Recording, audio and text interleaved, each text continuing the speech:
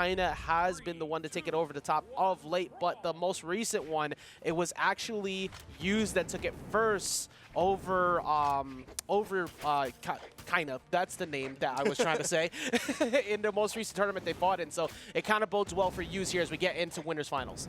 Yeah, definitely a lot of potential here on the side of Use, but on the other side, of course, Kyna has been the top dog in the region for a hot minute here. And one thing that's really important to note about this specific match that we're seeing right now is that the winner of this not only guarantees a grand finals finish, but guarantees a spot in the Royales. Again, it's only the top 2 for South America that get flown out. So, of course, you want that money, you want that prize pool, and you want those medals, but also you want a flight and hotel to Atlanta for the Royales. Exactly. Winners finals is usually that fight for that nice comfortable spot. There's no sitting down on that stage when you get smacked away by the Bo D-Sig like that, and Use trying to be the one to solidify that spot.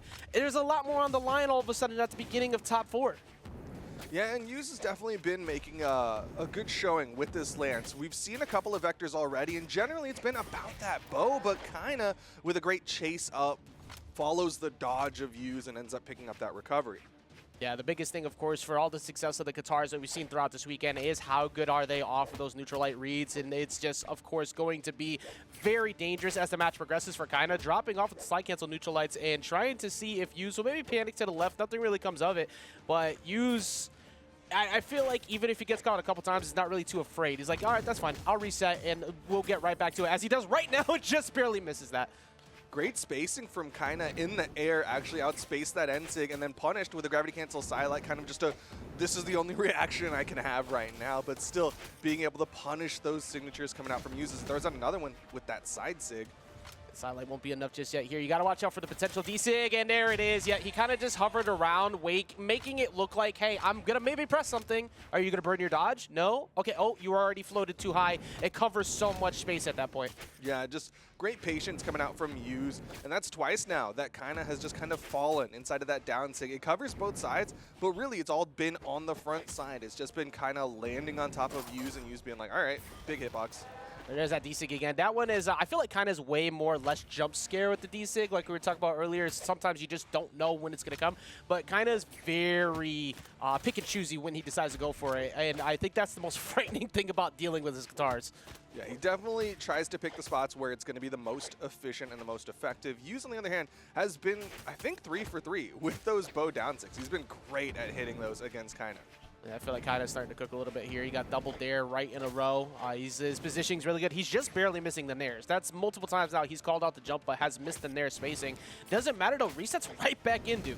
Yeah, great positioning again coming out from Kyna as you went for that turnaround nair. Kind of hard to move around, but Kyna found the inside of it. Avoided the down Sig that time as well. So Kyna looking all right. Needs a little bit more damage if he wants to look for that KO, but he's got the Qatars, not known as the KO tool of the Asuris. Right now, it's going to be Used. He's trying to see if he can prevent that sword from ever getting access to. Looking for the charge recovery 2 times in a row. Does not get the hit. Nair coming through, but it is still a decent amount of time passing. I think we're going to see Kyna possibly shift away from it. Outside of going for a straight-up read like that, does he get access to the sword? It depends on if Used gets him before it. Had the spot there, but it's going to be the down Sig for Kyna to clutch out game number 1 over Use. And kind of like you said earlier, he's been very effective, very efficient with his utilization of that down Sig. Especially in center stage. That's two knockouts, both coming in center stage. Granted, one of them right over that. But, oh my God! It took me a second to wonder what you were laughing about. He's a one-weapon Andy. 559 damage with Qatars, 12 with the unarmed, 0 with the sword. He like kicked him and was like, all right, back to Qatars. We'll pretend it was intentional. Like Fiend definitely was intending to only use the Qatars. He definitely didn't try to get a hit with a hammer at one point. There was on purpose he chose not to hit with a hammer 2 games in a row. But right now, Qatars are just the star of the show for good reason. We saw how good they were coming into the picture at the end of the year last year. And at the beginning of 2023, they're looking like one of the prime threats for everybody to deal with. And it's really funny considering, like, Kyna definitely has a sword. We've seen, again, Kyna's got the Bode Bar, he's at the Koji, he's at the Asuri, of course, but the Sidra as well. Like, he's definitely had multitude of sword characters, but he was like, I don't want it. Well, he started out this game at minimum. Well, okay, so he's got a dare and a nair, so it won't be a complete 0 this time. But you did mention it. He's got the sword and it's working well off the rip. And the thing is just that so impresses me though, is I feel like every time I watch Kyna gets hits, he gets like 4, but then I get really confused because I look at his damage and like, when did Use even hit him? Like, it really has looked like the kind of show for this starting stocks, but still, Use apparently managed to find these hits here and there, but he does get caught off that down light by the recovery from Kyna, so Kyna has an opportunity here to build a lead, but Use doesn't have a bow. I think he was on the bow, right? So he's not going to have the opportunity for that down sig that was working in game 1. Yeah, he came off the boat. He's actually been, he's kind of not been allowed to get any D-Light starters at all off a bow. That's something I didn't really recognize until the start of this game. Kyna has just been really good on spacing to not let him get any of that started. What a weird move from there from Use. Like, it wasn't that weird in the sense of like, yeah, you've seen a lot of players babysit horizontal movement and then spot dodge, but you have a lance in hand. Like, there's not a lot of things that you can do off of a spot dodge that are going to lead to a KO. But either way, Use needs to find something to get this stock off of Kyna. Yeah, Use deciding to go over to the bow now, see if it's going to be enough here. Sliding off and Kyna a little out of position to try and drop off maybe for a Seer, but finally finds that D-Light he was looking for, but it took forever to actually get one this game. Yeah, definitely struggling to finish that first stock off of Kyna. Now he's back to the lance, needs to get this damage built up, and kind of like you were saying, right, Use hasn't been able to get those downlights. He also hasn't been able to get a lot of runway with this lance, and it's really a testament to the movement of Kyna positioning right on top of Use, making sure that he doesn't have that long range that he wants. Yeah, you see, like, look away he's hovering around him too. It's like in a spot where if you do decide to commit to that side light or that Sair, he's gonna be there to get the whiff punish. And that time it's just gonna be the recovery who takes it, and Kyna, very different compared to game 1, holding a significantly larger lead. Yeah, he's just been mounting a bigger and bigger lead between game 1 and game 2, and even between the first stock and the second stock. He's just been building up this lead. We talked about the gaps that you see sometimes in Australia with the skill levels between the players, and that doesn't sit as strongly in South America, but there are times where kind of makes it feel like that gap between one and everyone else is so much larger. Yeah, he definitely has that presence in the region right now. Goes in, nice wake up from Use there on that nair. Kyna was definitely looking for a dodge read. The vector play just kind of flying around. You're right. I didn't realize that as much before, but he's had a hard time getting any type of runway. Finally gets some there with the lance and looking for the end sig, but that is a huge punish. Gets past the weapon toss. He's not going to be able to get the wall touch though, and that's going to be Kyna taking game number 2. I almost want to say it's time to say goodbye to Vector. And I know that's a heartbreaker for a lot of people because Vector's I am one of them. I am in that category. He's fun to watch. But right now, it's really not working. If it's not going to be a swap, I think you got to at least change up the play style. Instead of going for like those traditional like downlight starters on the bow, the side light starters on the lance, or even those like air approaches, like you got to start going for those close to the chest moves. He's going for those nairs. They weren't working. I want to see some more downlights, some neutral lights coming out from that lance. Yeah. I mean, at least he already had the clip of the night for that whiffed side stick that hit up against the wall, faded just out of the way as a bait to get that ground pound. Was beautiful, but it actually might be that time. However, it's not going to be that time yet. He's going to stay on the Vector, getting prepped for the new signature that'll be coming in the future, which is an awesome button to press, by the way. But right now, it's pretty much what's got him the job done up to this point. I actually want to take a look back at the bracket here.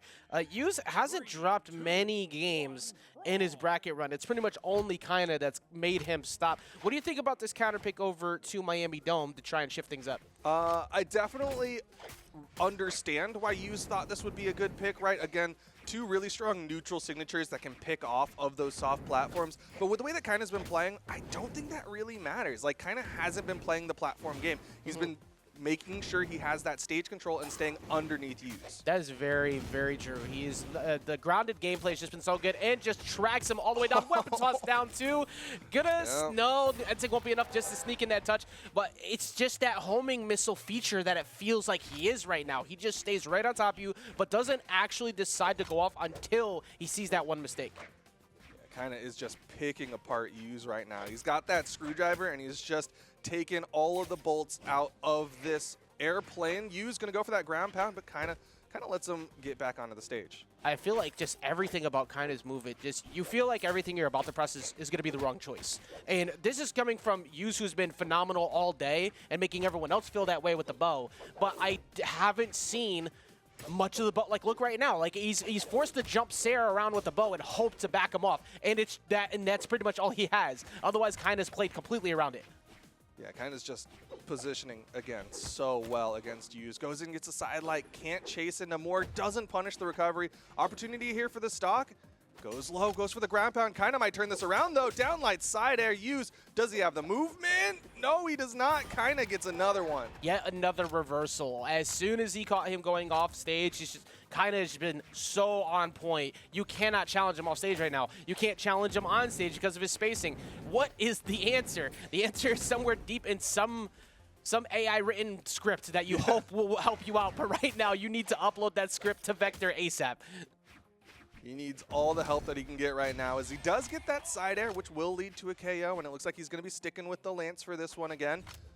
Denies the weapon for a little bit. Yeah, I think the Lance is pretty much the only answer right now. Like you said, the bow has just been so heavily shut down. Not even just by the guitars anymore. Now it's been the sword, too, just by the pure presence of where Kyna puts himself. But that is a chase. Gets the recovery. Resets right off the platform. Tried to get him panicking right in front of it, which would have been probably another D-Light side air.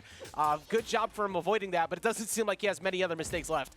I mean, it's like you said earlier. Every time Yuz presses a button, it just feels like the wrong one, and Kyna takes 3 in a row to earn both his flight and his hotel to the Royale. Congratulations to Kyna getting that, and honestly, the way that Kyna's playing, it might be a pretty soon congratulations to Winter Championships. That looked phenomenal. If you as a player are struggling to get people to stop just swinging on you, that was a pure showcase of how to just make them feel like everything was wrong.